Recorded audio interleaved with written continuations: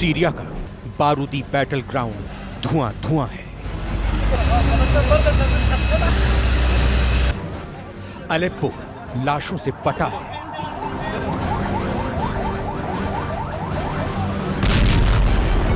Idlib में बम धमाके का शोर है।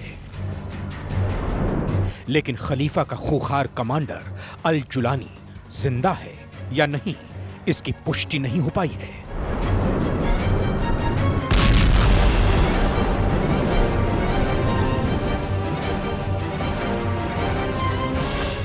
अल कायदा HTS चीफ के 3 नाम हैं। रूस की एयर स्ट्राइक में मारा गया कमांडर इसमें से कौन है, इसकी तस्दीक नहीं हो पाई है। अर्दवान के बगदादी के नाम से कुख्यात हो चुका कमांडर जुलानी वाकई में मारा गया है या फिर उसके नाम की पहेली में पुतिन उलझ गए हैं। ऐसा इसलिए कहा जा रहा है क्योंकि जुलानी की मौत की अटकलों के बीच अल कायदा ने सीरिया युद्ध को सबसे भयानक जंग बना दिया है। तुर्की समर्थित मिलिशिया लड़ाकों ने सीरिया में 2 लाख लोगों को तोपखाने के आगे खड़ा कर रखा है। मिसाइलों के टारगेट पर लिए गए सीरिया के नागरिक किसी भी वक्त मौत के घाट उतार दिए जा सकते हैं। कमांडर जुलानी इन सब के डेथ वारंट पर दस्तखत कर चुका है। बस उसे रिलीज करने की सही टाइमिंग का इंतजार हो रहा है।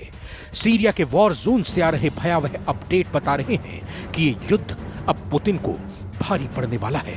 बशर अल असद का बचना मुश्किल है। अर्दवान का बगदादी बर्बर हमले का नया इतिहास रच रहा है। सीरिया का ताल रिफात तुर्की बॉर्डर से सिर्फ 20 किलोमीटर दूर है, जहां भीषण खून खराबा शुरू हो गया है। स्वयंभू खलीफा अर्दवान के कमांडर जुलानी के निशाने पर कुर्दों के साथ सभी अल्पसंख्यक हैं। सीरिया के सुवेदा के ड्रूज सिटी में विद्रोही गुटों ने सभी अल्पसंख्यकों का धर्मांतरण शुरू करवा दिया है। अलेप्पो पर कब्जे के बाद क्रिसमस के लिए लगाए गए पेड़ों को बर्बाद कर दिया गया है। सीरिया सिविल वॉर के दोबारा भड़कने के बाद पोप ने जिस बात का डर जताया वो हकीकत होता दिखाई दे रहा है।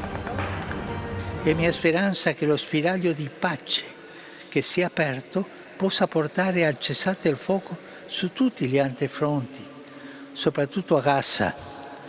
Ho molto a cuore la liberazione degli israeliani che ancora sono tenuti in ostaggio e l'accesso degli aiuti umanitari alla popolazione palestinese stremata. Commander Jolani Abu Bakr al Baghdadi की तरह नरसंहार पर उतारू है।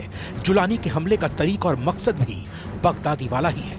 बगदादी जैसे लड़ाके, बगदादी जैसे विनाशकारी हथियारों से लैस कमांडर जुलानी के लड़ाके सीरिया को रौंद रहे हैं। कमांडर जुलानी का पावर हाउस तुर्की है, लेकिन जुलानी जिस तहरीर अल शाम का सुप्रीम लीडर है, वो अकेले दम से बशर अल असद हुकूमत को उखाड़ फेंकने का दम रखते हैं। जुलानी की हिस्ट्री शीट उसे सीरिया का सबसे खूंखार कमांडर बताती है।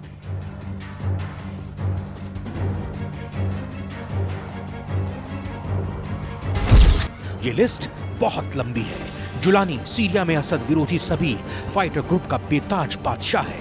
कमांडर जुलानी का रुतबा इसलिए है क्योंकि उसने सुपर पावर अमेरिका तक को चैलेंज दे रखा था। जुलानी को इराक में अमेरिकी सेना ने गिरफ्तार भी किया था। साल 2008 में जुलानी को रिहा किया गया। रिहाई के बाद अल जुलानी इराक के इस्लामिक स्टेट के साथ फिर से जुड़ा।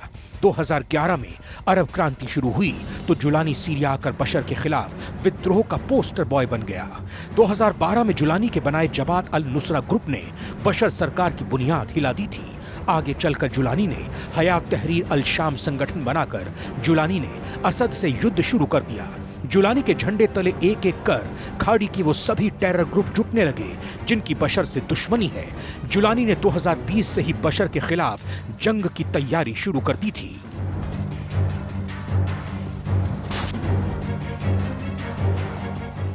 जुलानी के वर्चस्व को ऐसे समझा जा सकता है कि उसने इदलीब में 2019 से हुकूमत चलानी शुरू कर दी। इदलीब का एयरबेस जुलानी के कब्जे में है। हयात तहरीर अल शाम के लड़ाके बशर हुकूमत के साथ बराबरी के सौदेबाजी तक करते हैं। सीरिया और जुलानी के बीच कारोबारी डील तुर्की की अघोषित मध्यस्थता में ही हुई थी।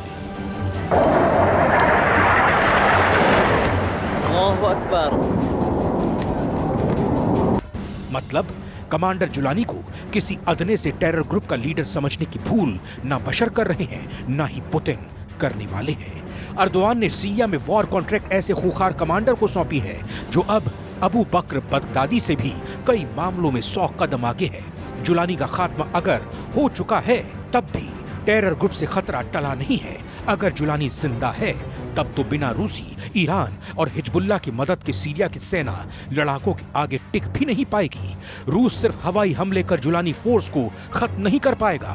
इसकी वजह इन फाइटर ग्रुप का सीरिया के चप्पे चप्पे की जानकारी रखना है। HTS फाइटर के भूमिगत अड्डे अभेद्य हैं जहां बम और बारूद बेअसर साबित होते हैं। हालांकि ईरान ने क्लियर कर दिया है कि वो सीरिया युद्ध में बशर के साथ है। ईरान के राजनयिक अब्बास अरागची जल्द ही दमिश्क के दौरे पर जाने वाले हैं। अरागची ने दौरे से पहले दावा किया है कि ईरान तुर्की की कोई भी चाल सीरिया में कामयाब नहीं होने देगा। एलेप्पो से HTS का कब्जा हटाने के ऑपरेशन में भी ईरान साथ देने के सिग्नल दे चुका है। جمهوری اسلامی ایران حمایت کامل خودش رو از سوریه، از دولت سوریه، مردم سوریه و ارتش سوریه اعلام میکنه. ما همونطوری که در گذشته کنار دولت، ارتش و مردم سوریه بودیم، همچنان کنار آنها خواهیم ایستاد و برای حفظ ثبات و صلح منطقه فکر میکنیم که ثبات و آرامش در سوریه اهمیت بسیار اساسی داره. रूस और ईरान खुलकर बशर के लिए युद्ध में आ चुके हैं। ईरान समर्थित मिलिशा ने रविवार रात से बशर के लिए युद्ध लड़ना शुरू कर दिया है। इराक के मिलिशा गुट भी अल बुकमल क्रॉसिंग से सीरिया पहुंच रहे हैं। मतलब मोर्चेबंदी जोर शोर पर है, लेकिन 2 लाख लोगों को बंधक बना चुका HTS फिलहाल भारी पड़ रहा है।